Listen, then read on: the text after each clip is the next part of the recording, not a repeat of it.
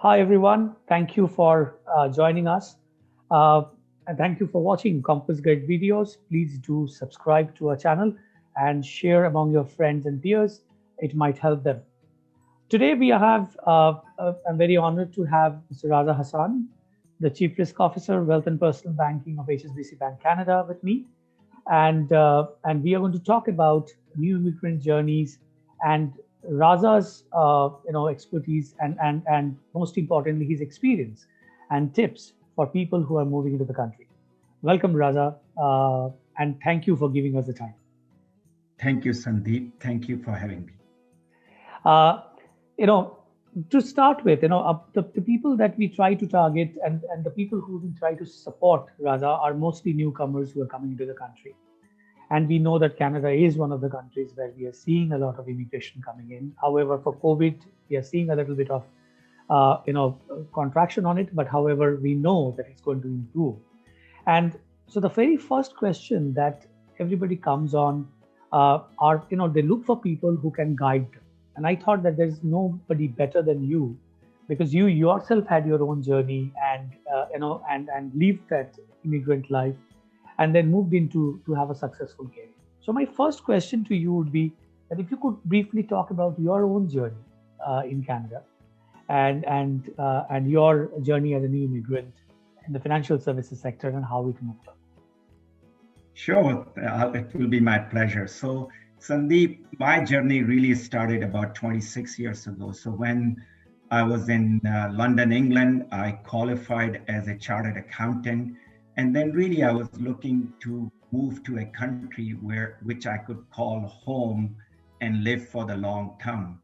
And like many immigrants, we look at Australia, New Zealand, and Canada. And for various reasons, I decided Canada was the place that I really wanted to go. And I asked the company, which was a big six accounting firm in London, that I want to move to Canada. Can you help me? And I was very fortunate, and my process was perhaps a slightly easier than many others, where they agreed to transfer me to Canada. And it was a much smoother process. However, what was interesting, like many other immigrants face, is when you come to Canada, having Canadian experience is very important. So while I thought I was coming from London, which was a much bigger financial center, my experience was very good with a lot of very big multinational financial banks and brokerages. But coming to Canada, you had to go down compared to what you were in London. And all of us faced that. And so I took a position which was below what I had in London. But I was very fortunate when I came in, through hard work, through having good mentors and people that can help you. Within a couple of months, I was promoted within that accounting firm. And then one thing led to another. I left them, joined a pension plan, came back, joined Merrill Lynch as their chief financial officer for investment management, then became the head of that unit. So lots of very good things. But as I was doing that, I also made sure that I was upgrading my skills. I did my Canadian Chartered Accountancy, uh, you know, uh, did a number of other courses, and that really helped me move to where I am today. No, and it's such a journey, and I'm sure that the people who are going to listen to this video and they're going to get a lot of inspiration from your journey, Raza. And it's very imperative that people realize that a lot of time the journey takes us down, but then that down is basically to take it up, and it's just about the resilience which makes a lot of difference and the long term view on it. Moving on, the question that I hear from a lot of newcomers, and from your perspective, what would be the top three points or tips that you would give somebody who is a newcomer and looking for a job? On a job search side, what would be the top three tips? Yeah, as I work with a lot of new immigrants, not as many as you, Sandeep. So obviously, you have a lot much better tips. But what I would say is, always do your homework and research before you come. I think what you want to do is when you come to Canada, you start hitting things immediately. And to do that, it's important that when you are back home, do your research. Do so if you are in a certain profession, if you are an electrician, for example, look at how can you be qualified electrician when you come to Canada. So what's that trade association that you need to be involved with? What are the equivalency programs that are there? Can you even do some of that studying while you are back home? And so make sure that you do your homework so you can start to hit the ground running when you arrive in Canada. Look at the sector that you want to be in. So if you are an somebody with a lot of oil and gas and energy experience, perhaps you want to go to Alberta and immigrate there. If you are somebody that has the financial services background, you probably want to come to Toronto. And a lot of the time you find that people have gone to another city where that industry may not exist. So do that research. If you work for a multinational organization, figure out how can you maybe convince them to move you to Canada. So do that work beforehand. Secondly, create a social network. That's critical when you are coming to Canada. So when you are here, make sure that you get involved in community groups. Whichever background you come from, get involved in those community groups because you'll find somebody there that could help you. Get involved in industry associations. So if you are somebody who's an accountant, get involved in the Association of Accountants and start attending, in COVID through webinars, or once hopefully we are all back doing things more personal, get involved in those programs and connect with the newcomer agencies that are here. I think those are critical things. And last tip that I would give is the focus on your interview skills. People that come from varied backgrounds, people coming from maybe South Asia or East Asia or parts of Africa or wherever you're coming from. Culturally, there are different ways of interviewing. Sometimes people can be talking much more in their interviews. In Canada, you find that people expect that you are very much to the point, you hit on the main points, and make sure you're getting somebody to mentor you as to how to do your interviews, and building that interview skills is critical to get that job.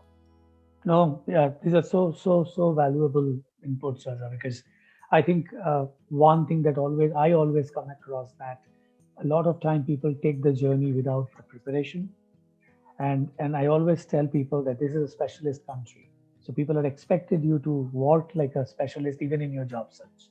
So Yes. it is the preparation which makes the huge difference.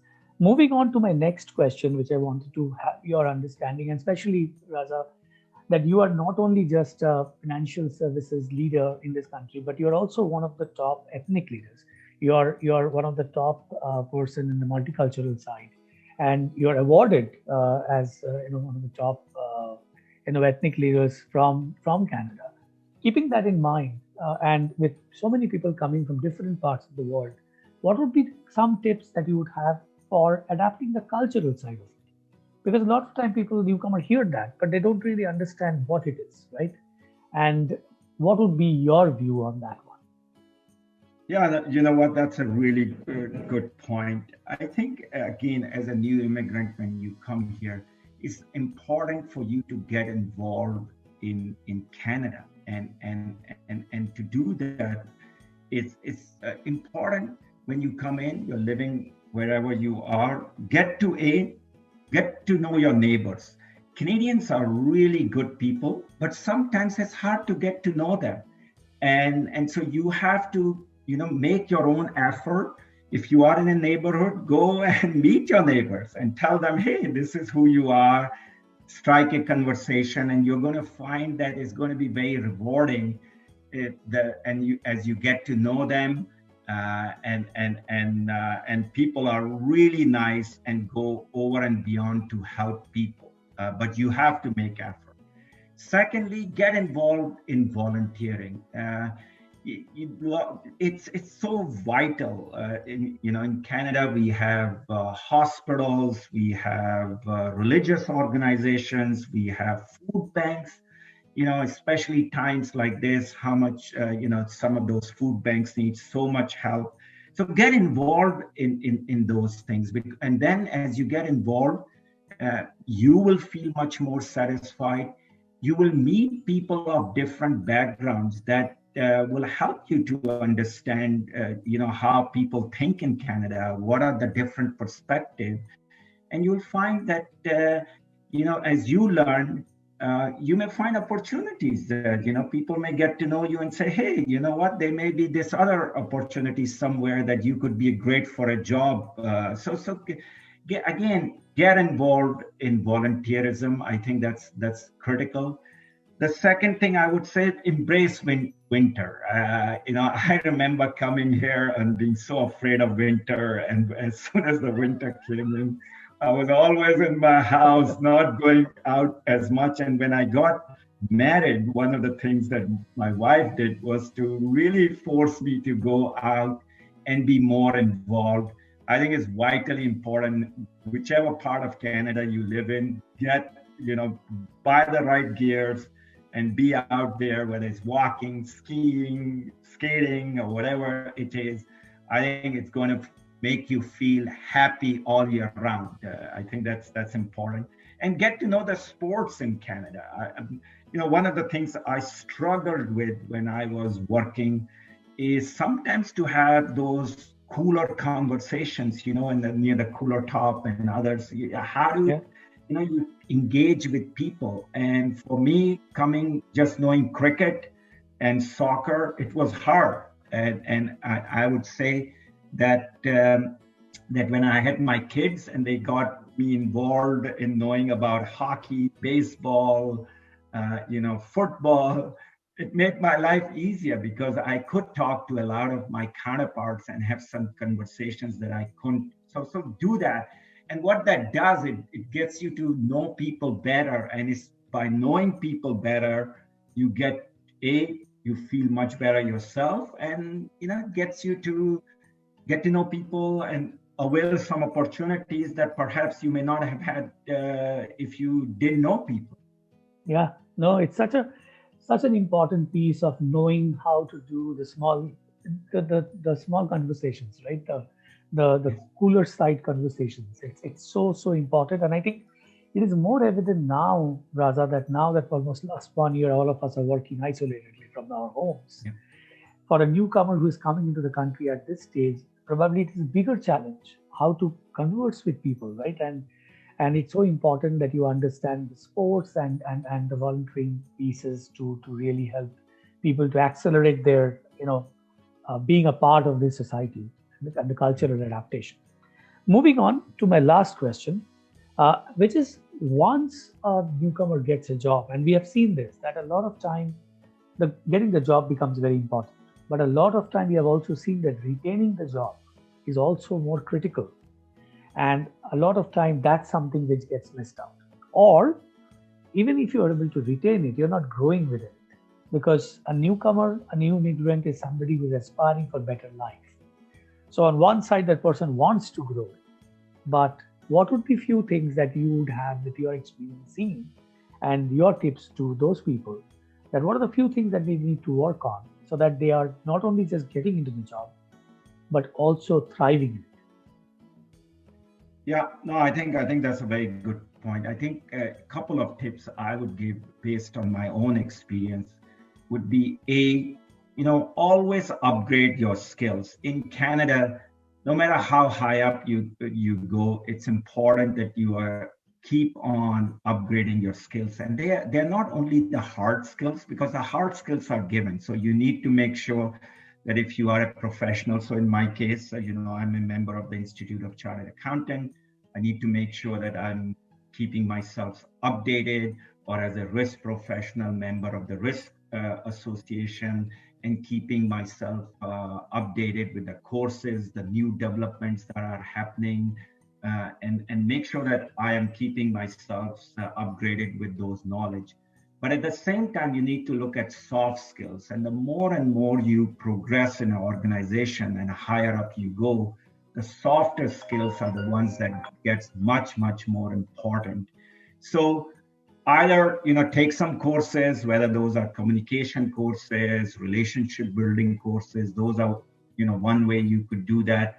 Or secondly is by volunteering. As you do volunteer, in the local organizations, you can take on roles that perhaps are the areas where you need to improve on. So if you are someone who wants to improve on, relationship building, stretch yourself and get involved with a food bank where you are asking people for donation. That's probably not a skill set you have, but it will force you to have some of those difficult conversations. And how do you navigate through situation of asking people for money?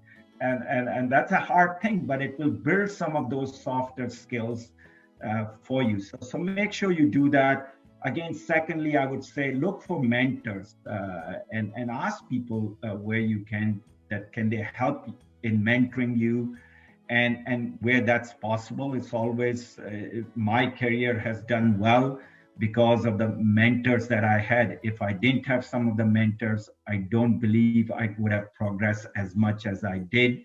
And then if you can't, not everybody is fortunate enough, but make sure you are mentoring other people, because that's important. You learn so much from mentoring others, and it helps you to build those soft skills. And lastly, I would say take risk with your career too. Again, based on my experience, I initially started as an accountant, more specializing in wealth management. There were some opportunities where I had to shift from wealth management into lending, completely new things. And I decided that, I will take those risks. Again, you make sure you're taking calculated risk. And not everybody can take that wild. We all have to earn money, but where possible, take calculated risk with your career. And I think you'll find that having a very varied career can always be helpful. No, thank you so very much, Raza, for all these points, because I'm sure that people who are going to listen to this video would have quite a few number of things to work on. And again, I think the most important part of this is the journey, and to understand and enjoy that in terms of the long-term goals that people have. So I think, thank you, Raza, for your time, to take out time for this. And thanks for everybody who is watching today.